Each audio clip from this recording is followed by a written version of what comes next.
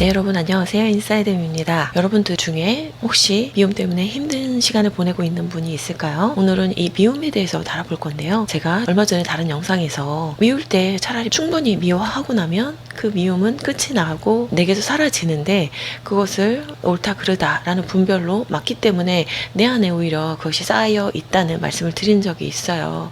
그런데 그것보다 더 좋은 방법이 하나 있거든요. 그건 바로 왜 상대방을 미워하게 됐는지, 나의 고통, 좌절된 부분, 나의 욕구, 이런 부분을 살피는 거예요. 조심해야 될 거는 미움이라는 감정이 나빠서도 아니고 그걸 느끼면 안 되는 것도 아니에요.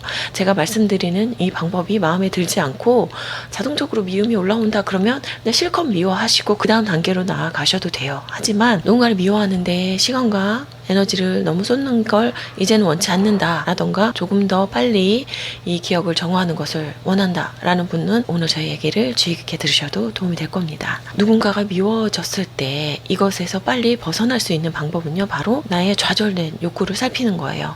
내가 어떤 원하는 방식이 있었고 그것이 뜻대로 되지 않았고 그래서 내 기분이 상하고 여러 가지 불편한 감정이 올라왔을 거란 말이에요.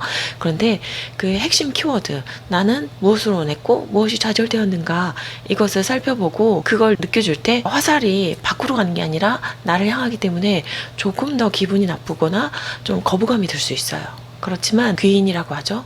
원인 어디에 두는지, 외부로 두는지 내부로 두는지, 이거에 따라서 다른 해결책을 찾으려 한다는 말씀을 드린 적이 있는데, 나로 원인을 생각하는 부분보다는 외부로 원인을 두는 분들이 조금 더 누군가를 미워할 가능성이 크죠. 그리고 내부로 두는 분들은 자책하고 조금 자기 검열이 심하게 그런 식으로 살 수 있겠죠. 근데 이 미움이 왔을 때 예를 한번 들어볼게요. 누군가 나를 무시하는 언사를 했다고 해볼게요. 그럴 때 내가 원했던 거는 그 사람이 나를 조심스럽게, 나에 대한 존중이 바탕에 깔려있는 상태에서 합리적으로 납득이 가능하게 얘기해 주기를 바랬을 거예요. 그런데 그 사람이 성격이 급할 수도 있고 말투가 그럴 수도 있고 지금 되게 바쁜 상황일 수도 있죠. 그 여러 가지 원인에 의해서 나에게 좀 무례한 느낌이 든다라는 식의 말을 할 수도 있잖아요. 그럴 때 내가 바라는 건 나는 사람이 나에게 존중을 담아서 얘기하는 걸 바라는구나, 그것이 좌절됐을 때 화가 나고 미움이 생기는구나 라는 걸 생각을 하면서 존중받지 못해서 속상하고 화가 나는 이 나의 감정에 대해서 다뤄주는 거예요.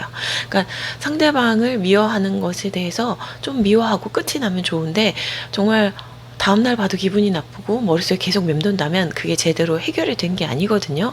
그럴 경우에 나는 무엇이 좌절되었는가에 초점을 맞춰서 그 부분에 대해서 섭섭한 마음, 내가 좌절된 나의 속상함을 충분히 느껴주고, 그 다음에는 그것에 대해서 상대방과 얘기를 다룰 수 있겠죠.